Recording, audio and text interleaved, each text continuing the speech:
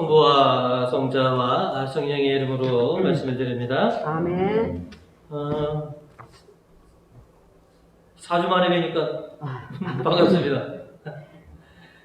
그동안 코로나 때문에 미사를 드리지 못했는데 이제 좀 제한 조치가 좀 완화되어서 오늘부터 여러분과 함께 미사를 드리게 되어서 너무나 기쁘게 끝이 없습니다.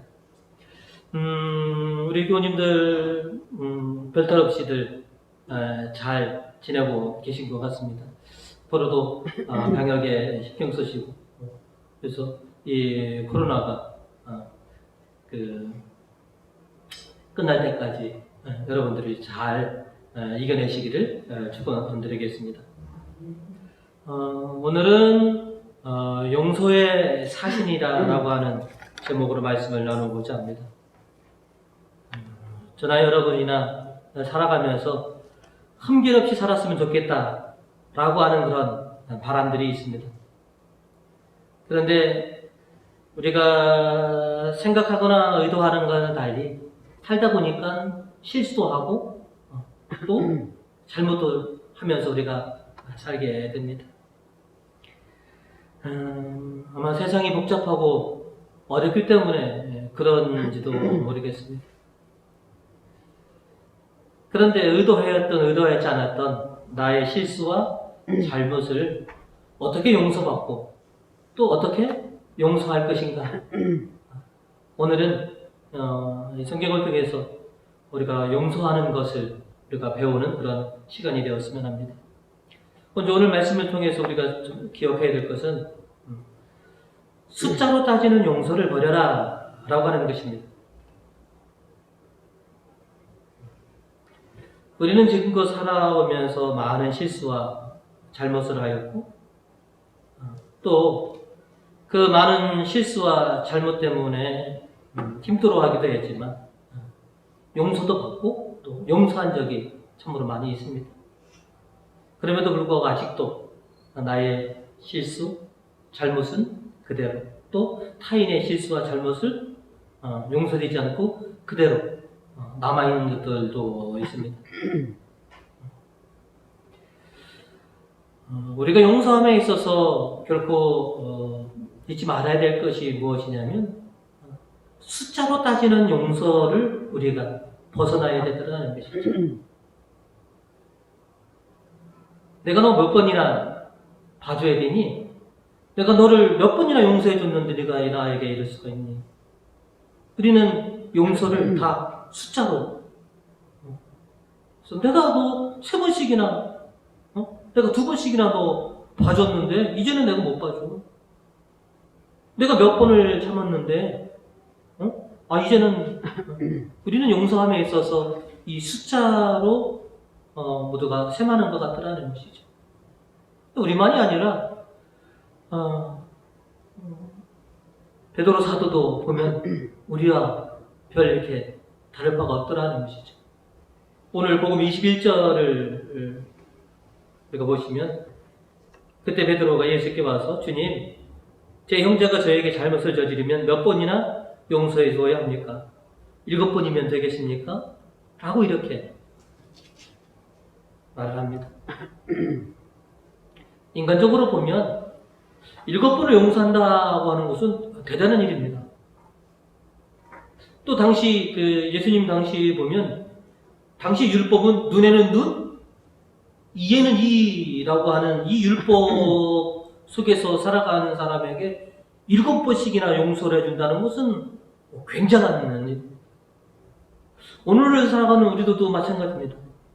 우리나라도 대부분 뭐냐면 다 3세번이지 않습니까? 그죠? 내가 너 3번까지는, 2번까지는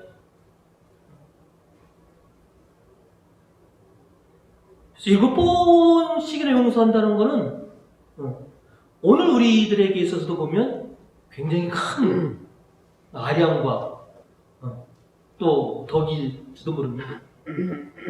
그런데 예수님께서는 22절을 통해서 베드로에게 이렇게 말씀하셨죠. 7번뿐만 아니라 7번씩 70번이라도 용서하여라.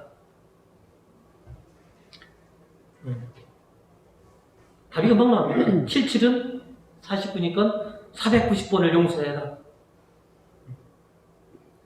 예수님께서 490번을 용서하라고 이렇게 말씀하신 것은 결코 아니더라는 것이죠. 7번씩 70번을 용서하라라고 하는 것은 끝까지 완전하게 용서해 주어라 라고 그렇게 하신 말씀이더라는 것이죠.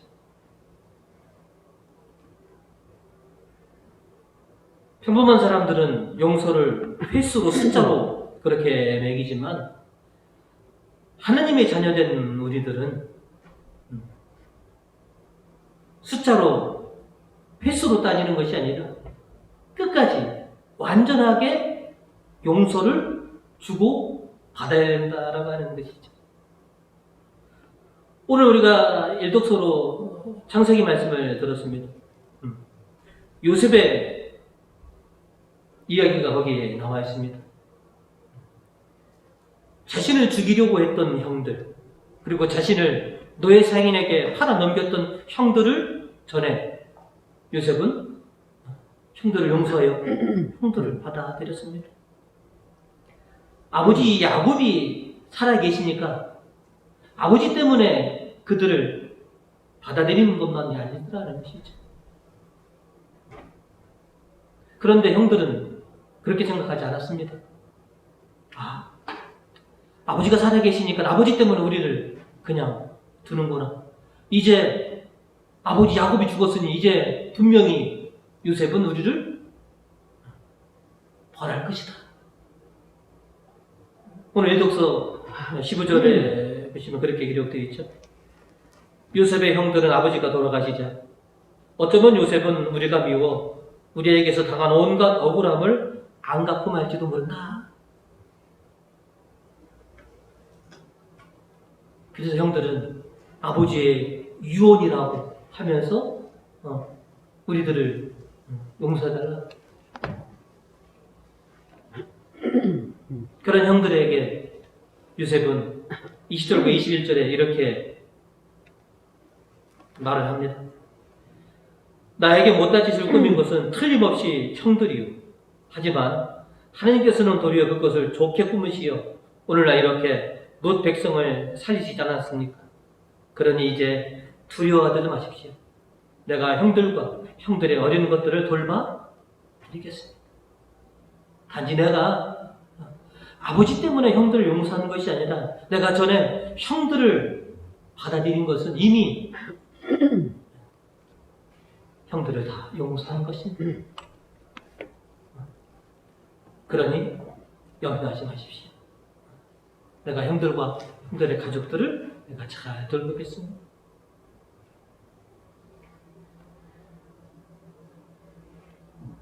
용서는 침묵이나 회피가 아니라 받아들임이고 대화이고 포용입니다.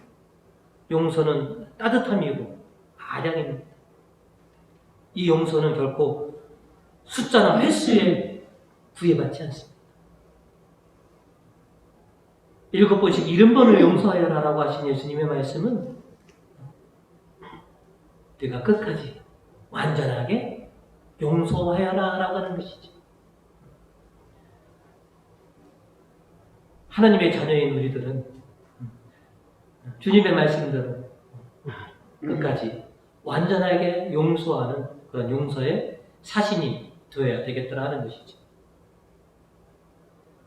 두 번째로 오늘 말씀을 통해서 우리가 기억해야 할 것은 용서의 중심과 기준을 우리가 지켜라 라고 하는 것입니다.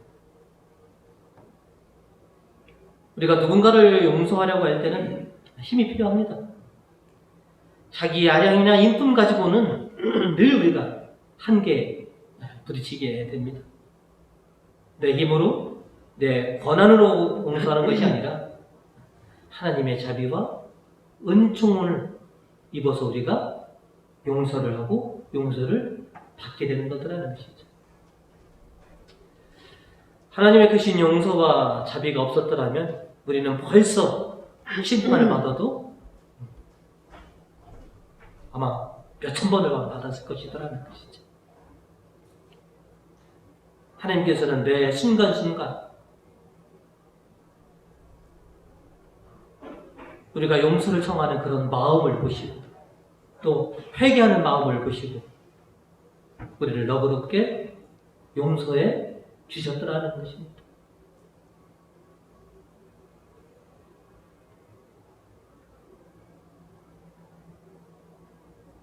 하나님의 자비와 은총을 받았기 때문에 그래서 우리가 용서할 수 있는 것이라는 것이죠. 용서의 중심과 기준은 무엇이냐? 하나님이 나를 그렇게 자비와 용서로서 나를 받아주셨으니 나도 이 받은 자비와 용서를 그대로 때로는 나 자신에게, 가족에게, 이웃에게 그렇게 베풀 뿐이더라 하는 것이죠. 이것이 우리가 분명해야 됩니다. 용서의 중심과 기준은 바로 아버지의 자비와 은총이라고 하는 것이 분명하게 바로 서야만 되더라는 것이죠. 오늘 로마서 5절 후반부에 보시면 이렇게 기록되어 있습니다. 하여간 각각 신념을 가지고 있어야 합니다. 그 신념이 뭐냐? 바로 하나님이 나를 사랑하셨기 때문에 하나님이 나를 용서해 주셨고 나에게 자비를 베풀어 주셨다라고 하는 것이 그 용서의 중심에 서야 됩니다. 이어서 8절에 이렇게 말씀하고 계십니다. 우리는 살아도 주님을 위해서 살고 죽더라도 주님을 위해서 죽습니다. 그러므로 우리는 살아도 주님의 것이고 죽어도 주님의 것입니다. 하나님께서 먼저 나를 용서하셨으니 하나님의 은총과 도우심으로 용서하는 것입니다. 내가 받았으니 내가 그대로 갚을 뿐이더라는 거죠. 우리가 가장 많이 바쳤던 주의 기도에 보시면 우리가 우리에게 잘못한 일을 용서하듯이 우리의 잘못을 용서하여 주십시오.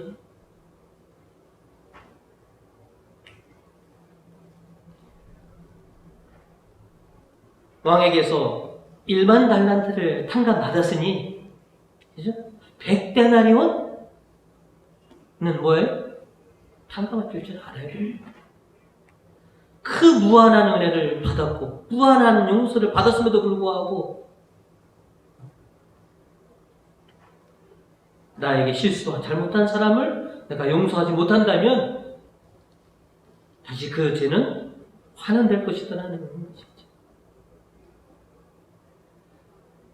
그러면 하나님은 우리가 어떻게 우리에게 뭐가 이뻐서 그렇게 무한한 자비와 용서를 베풀어 주셨느냐? 1만 달란트의 빚을 진 사람을 왕이 왜 탕감해 줬느냐? 다른 거 없습니다. 오늘 복음 27절에 보시면 왜 그 사람을 탕감해 줬는지 나옵니다. 그죠?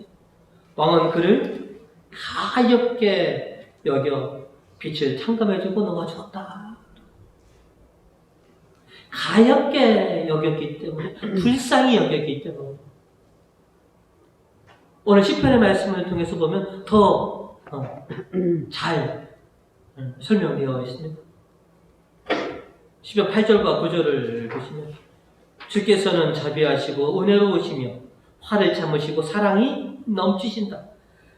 끝까지 따지지 아니하시고 앙심을 오래 품지 않으신다. 이어서 13절과 14절을 보시면 아비가 자식을 어여삐 여기듯이 주께서는 당신을 경외하는 자를 어여삐 여기시니 우리의 됨됨이를 알고 계시며 우리가 한낱 티끌임을 아시기 때문이다.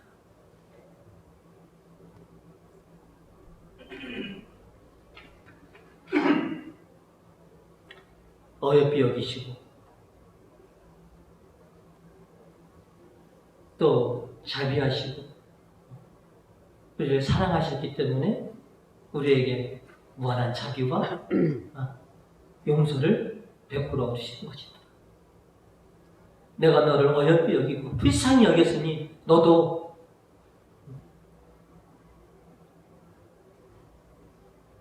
어여삐 여기고 불쌍히 여겨라. 마치 그를 어린아이처럼 그렇게 생각해요. 우리 보시면 아기들의 실수와 잘못은 뭐예요? 굉장히 우리가 관대합니다. 어려서, 뭘 몰라서.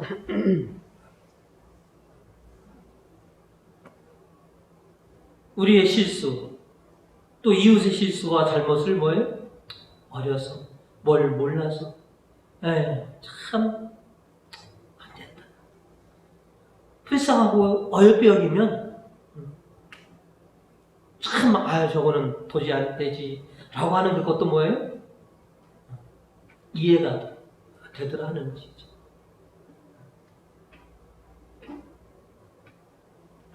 예수님께서는 분명하게 오늘 복음을 통해서 말씀하셨습니다. 네가 받았으면 너도 갚아야 된다. 복음 33절에 보시면 내가 너에게 자비를 베푼 것처럼 너도 내 동료에게 자비를 베풀었어야 할 것이 아니냐. 아버지 하나님께서 나에게 자비를 베풀었듯이 나도 내 이웃에게, 내 가족에게, 아니면 때로는 나 자신에게 자비를 베풀어야만 되더라는 것이죠. 만약 그렇지 않다면 오늘 35절의 말씀처럼 진심으로 형제들을 서로 용서하지 않으면 하늘에 계신 내 아버지께서 너희에게 이와 같이 하실 것이다.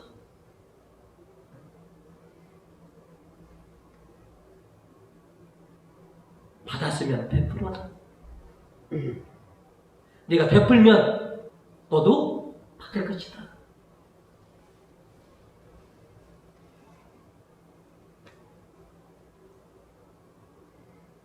내 아량과 내 인품으로 용서가 아닌 하나님이 나를 그렇게 은총으로 자비로 나를 대해주셔서 나도 내 이웃들을, 내 가족들을 그렇게 대할 따름이 있더라는 것이죠.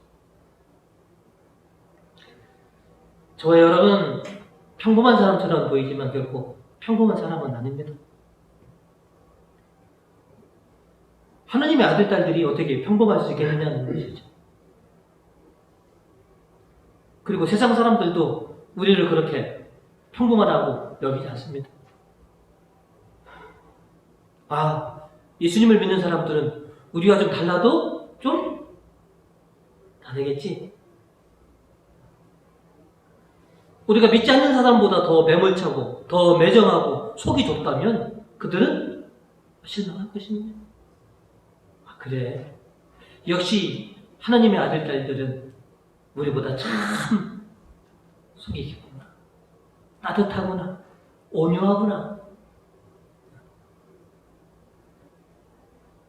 부전자전이라는 말이 있지 않습니까?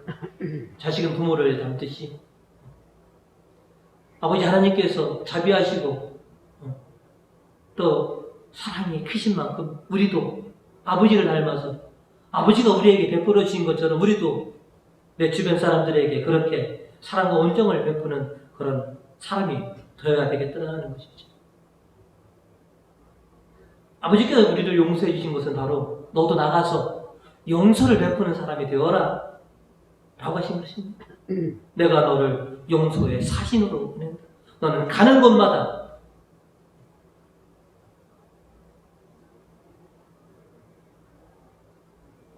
수많은 실수와 잘못들을 용서해 주어라. 어쩌면 그것이 바로 너에게 가장 큰 득이 되는 일이다. 왜? 아버지께서 그대로 다 갚아주실 것이기 때문에 그렇다는 것이죠.